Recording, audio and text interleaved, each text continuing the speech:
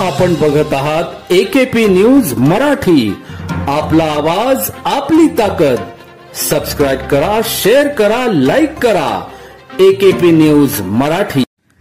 नाशिक शहर पोलीस आयुक्त संदीप कर्णिक, उपायुक्त गुन्हे शाखा प्रशांत बच्छाव, सहाय्यक पोलीस आयुक्त गुन्हे संदीप मिटके यांनी गंभीर गुन्ह्यातील पाहिजे असलेल्या आरोपितांचा शोध घेऊन ताब्यात घेण्याबाबत सूचना दिल्या होत्या.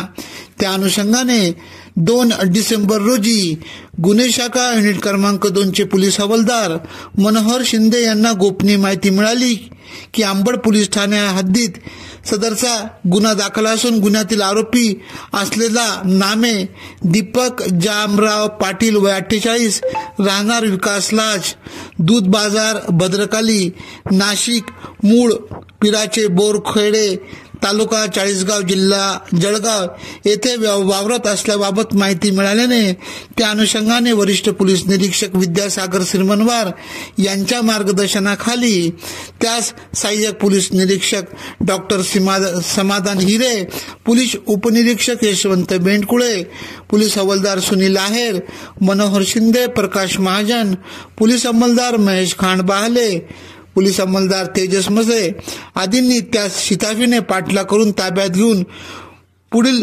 तपासकामी अंबड पोलीस ठाण्याकडे ताब्यात देण्यात आले आहे. AKP न्यूज साठी ब्युरो चीफ अनवर खान पठाण, नाशिक.